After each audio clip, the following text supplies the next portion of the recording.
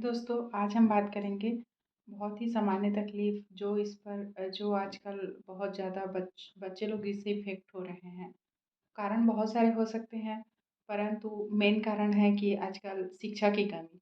मतलब कोई शिक्षा ही नहीं देता है कि बॉयज़ को बड़े कैसे होना है। इसलिए अभी मैं अपने सामान्य प्रैक्टिस में देख रही हूँ कि बहुत ज़्यादा बच्चों को 19 साल के, 20 साल के बच्चे हैं जिनको मास्टरबेशन की तकलीफ़ हो रही है, जिसे हम हस्तमैथुन भी कहते हैं।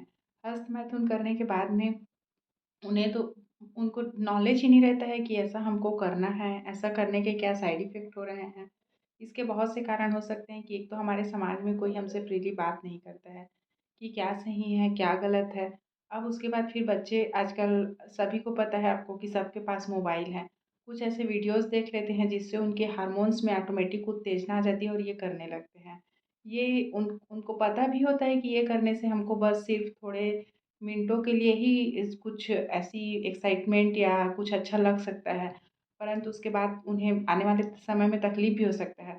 परंतु उन्हें वो तो फ्यूचर की बहुत कम सोचते हैं और इसी में धोखे-धोखे से कुछ-कुछ ऐसा काम कर देते हैं। ये 1 साल, 1.5 साल, 2 साल तक अगर वो करते रहते हैं, उसके कुछ टाइम बाद फिर अचानक से नसों में कमज़ोरी आ जाती है। नसों में भी कमज़ोरी आ जाती है, उनको पता भी चल जाता है। उसके बाद भी फिर वो इलाज कराने से घबराते हैं। तो उनको मैं अपने इस वीडियो के माध्यम से समझाना चाहूँगी कि अगर वो ऐसा कर चुके हैं, उसके बाद भी उनको अगर तकलीफ़ हो रही है, तो वो होम्योपैथिक मेडिसिन के से बहुत जल्दी ठीक हो जाती है। जैसे हमारे बाकी पार्ट्स हैं, वैसे भी लिंग भी एक पार्ट ही है, जिसकी बहुत सारी मेडिसिन्स हैं, इलाज हैं और वो सारी चीज़ें ठीक हो सकती हैं मेडिसिन्स से। और इसमें ऐसा भी नहीं है कि घबराने वाली बात भी नहीं है। आप सामान्यतः जैसे बाकी बीमारी के लिए दवाई खाते हैं, वैसे ही इसके लिए भी दवाई खाएँगे। और ना ही इसकी मेडिसिन ऐसी है आपकी कि कोई स्पेशल मेडिसिन है। जैसे हमारे शरीर की बाकी नसों में भी कमज़ोरी आती है, जैसे घुटनों का दर्द होता है और बहुत सारी तकलीफ़ होती है। जैसे हमें चश्मा लग जाता है, चश्मा क्यों लगता है? आँख की नसों में कमज़ोरी आती है। वैसे ही हमारे प्राइवेट पार्ट्स में नसों में कमज़ोरी आ जाती है।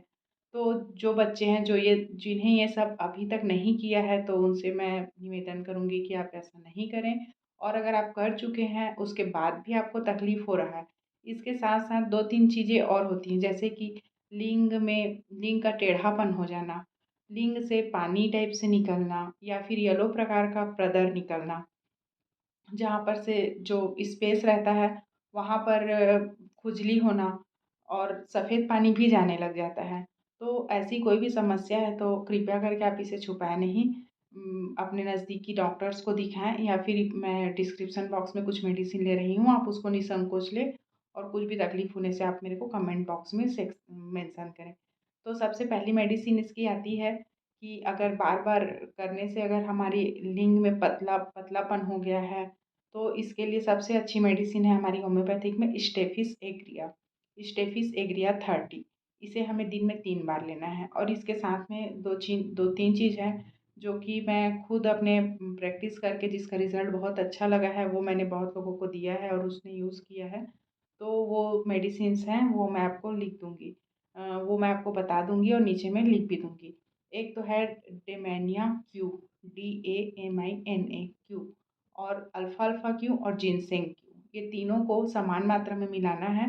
आप 15-15 ml ले सकते हैं और एक बॉटल में मेडिकल से ही मिलवा के ले आइए और उसे आधा कप पानी में दिन में 3 बार लीजिए, ठीक है? उसके बाद फिर ये जो ड्रॉप है, तीनों का मिला हुआ ड्रॉप है, ये आपको हर चीज़ में पीना है।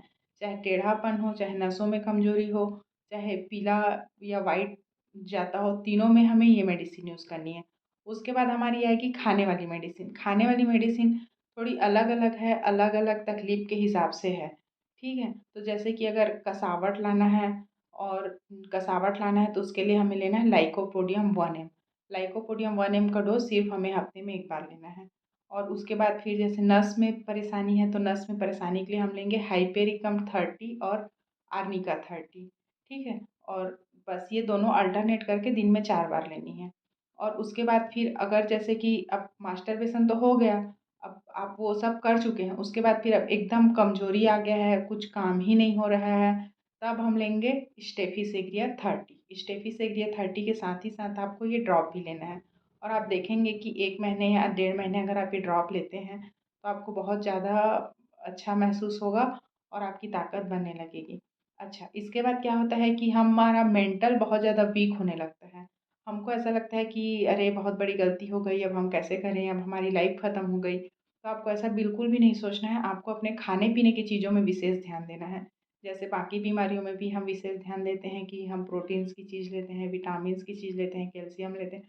तो वैसे ही अगर ये तकलीफ़ है तो आपको अपने डाइट में ये सारी चीज़ों को बढ़ा देना है। और ये तो सामान्यतः वीडियोज़ में मैं आपको इतनी ही जानकारी दे सकती हूँ और बाकी अगर आपको कुछ पूछना है तो आप मेरे को कमेंट सेक्शन में कमेंट कर सकते हैं। मैं डॉक्टर अनुश्री पाठक आप लोगों को बस ये छोटी-छोटी जानकारी दे सकती हूँ ताकि जो हमारे यंग हैं, जो हमारे युवा समाज के युवा बच्चे हैं, जिनको ये तकलीफ़ हो गई हैं और अगर वो होम्योपैथिक से ठीक हो सकते हैं, तो प्लीज़ आप लोग होम्योपैथिक लीजिए और कुछ भी तकलीफ़ होने से आप संपर्क करिए। Thank you.